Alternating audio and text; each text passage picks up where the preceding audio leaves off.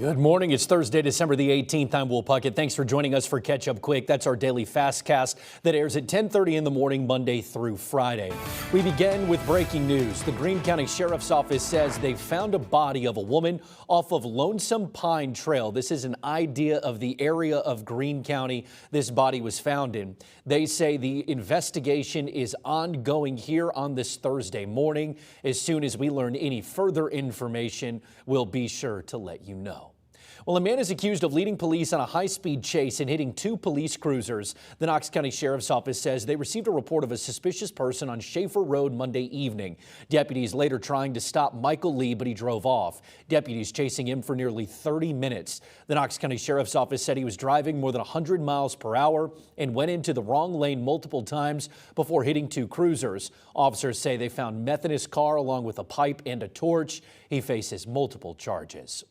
Well, the United States Marshals say a wanted fugitive is now back in custody after being arrested in East Tennessee. Officials say Corey Makrans is facing multiple charges out of Pennsylvania. Police had put him on the state's top 5 most wanted list. Marshals say that they found Makrans at a hotel in Sevierville along the Winfield-Dunn Parkway. He was taken to the Sevier County Jail and will eventually be taken back to Pennsylvania. Well, a couple escaped an apartment fire by jumping from the third-floor roof of their building during the fire at the Collective at Sutherland. We were able to speak with the couple who say they're moving forward after losing everything, including a close companion. Darren and Melissa Brewster say they smell the fire in their West Knoxville apartment. They immediately started walking and crawling around trying to find a way out. At the same time, looking for their dog. They lost almost every way of getting out of their apartment because it was blocked by flames. They were left with no other choice but to jump out their third-story window. So I felt back around till I felt the opening, and I just grabbed the window sill and just went for it. It was a very hard decision to make that jump until you're left with no decision, and then it was extremely easy.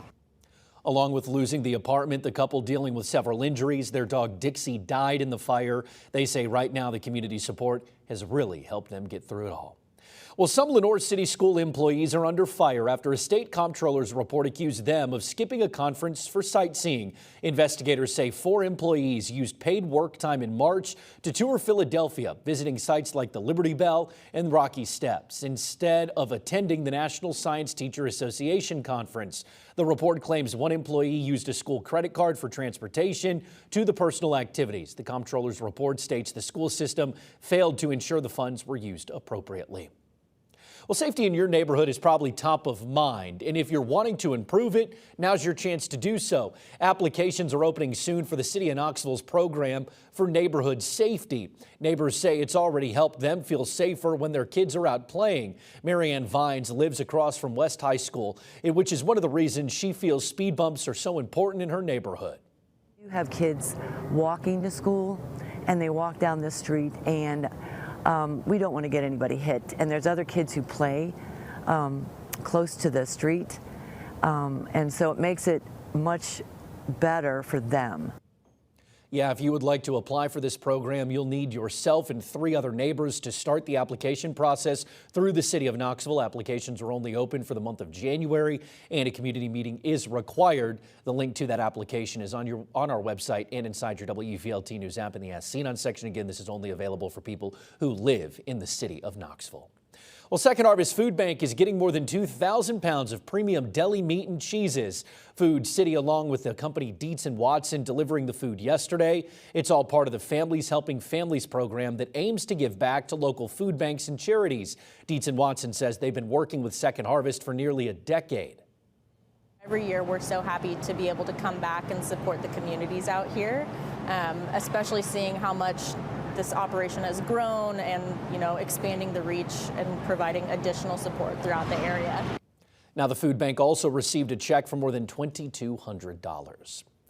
Well, the official start of winter is Sunday with the winter solstice, and while we're not going to see ice or snow anytime soon, TDOT does say they're ready for the next cold front. Crews say they have more than 230,000 tons of salt on hand for the roads. They also have about 1 million gallons of salt brine ready to go. They also want to remind that if you see workers out treating or plowing, make sure you give them plenty of space. They also want to remind you that as we move into the cold months of January and February, make sure that your home and car are ready. Make sure that you have things like flashlights and batteries, extra food and water, any medications you may need. They also suggest that you keep an emergency kit in your car just in case you get stuck. Your First Alert Forecast with meteorologist Kyle Granger. We have about 20 minutes before the top of the hour, and rain continues to inch closer and closer to us. I hope you had a great night's rest, and welcome on into the second half of the week. The clouds will give way to some warmer air at first, then the rain, and then the heavy stuff later on this afternoon. So we're at 43 right now in Knoxville, kind of sandwiching the cold air right into the heart of the valley. Almost 60 in Madisonville, 54 Crossville, staying in the 40s in Rockwood. There's the rain down to the south, more rain to the west. All of this moving north and east, and that's why all of us have the opportunity for some rain as we go through the course of the day today. So we go from just a few sprinkles this morning up into the afternoon, more widespread with those rain and storms. Winds increase as well over the next couple of hours, and especially as we go into the evening hours. Look at this, some 35, 40 mile per hour gust not out of the question. Here's the timeline for you. By 1 o'clock, we're kind of widespread, fanned out the rainfall across the area. Notice it's light green, so it's light rain in nature. Pockets of moderate rain with us, more through the 5 o'clock hour, your afternoon drive to wherever your evening plans are. If you're running by the mall to pick up a last minute Christmas gift, it could be wet at times. Then overnight after sunset, we've got some heavy downpours. If you have a rumble or two of thunder, I'm not going to rule that out, but some of these lines that come through could bring some gusty winds. Make sure your Christmas decorations are secure so they're not in the neighbor's yard or on top of their roof or something like that crazy tomorrow morning. And we have about a half to a quarter of an inch of rain across most of the area with these bands of rain showers that move through. Some isolated pockets could get closer to that inch. So the forecast where you live, fanning out the rain by the lunchtime. We're at 59 in Knoxville to 56 in La Follette, 50 Pigeon Forge, Morristown's at 56. Kingston at 58 and Crossville at 56. Down to the south, close to 60 from Etowah to Madisonville, 56 Wartburg to Oneida, 58 for Stearns to 57 in Middlesboro, 48 Newport to 50 in Newport, and 48 for Hartford. Let me get that correct for you. Looking at rain overnight tonight with some heavy downpours, gusty winds as well. 37 for the start of your Friday, and Friday is a lot colder. We're only in the 40s for the afternoon. The sun comes out, so that's positive. And then we get warmer for your Saturday, so hopefully that greets you well with some plans or whatever you got to do on Saturday. Sunday, we cloud back up. Some isolated rain chances come back with us, and we stay in the 50s. That sets us up for the dampness and 50s for next week. All righty, Kyle. Thank you, sir.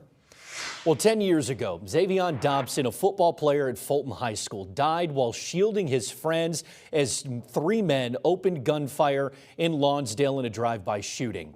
There are still traces of Xavion all throughout the school and East Tennessee. His mom visits the Xavion Dobson Memorial Playground once every 2 weeks. His jersey sits on the Fulton High School football field, and his number can be found all around the school. A scholarship in his name is awarded. His mother, Zenobia Dobson, says she still misses him. Miss him every single day. But if Xavion had a chance to come back here, he wouldn't. He would tell me, Mom, it's so fun in heaven. Heaven is a beautiful place. Yeah, what an incredibly strong woman, and continues to speak the message of her son and his story.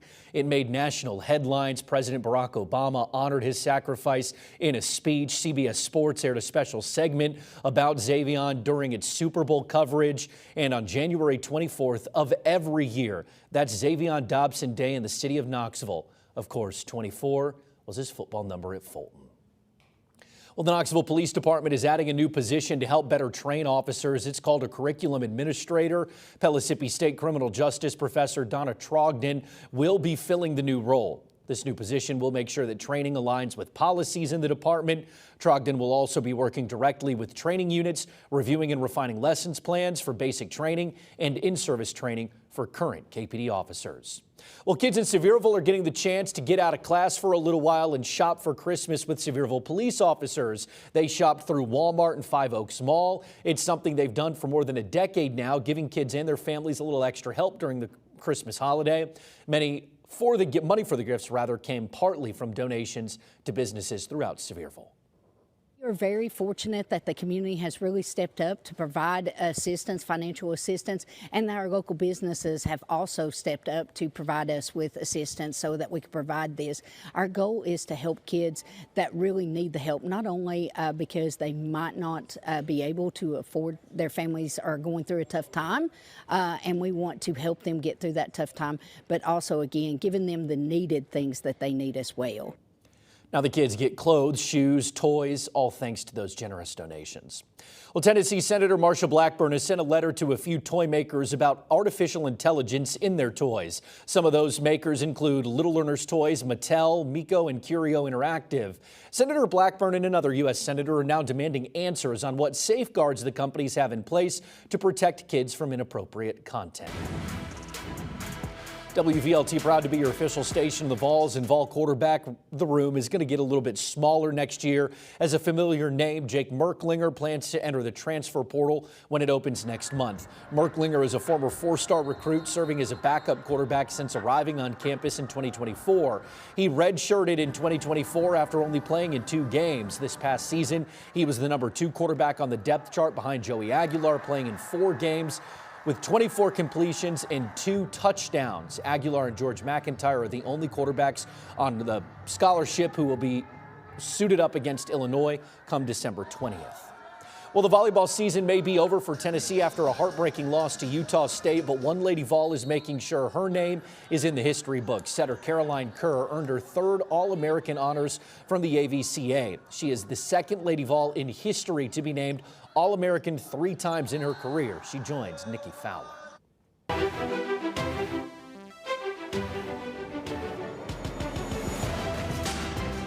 We the People, celebrating 250 years of America. Sponsored by Garza Law Firm.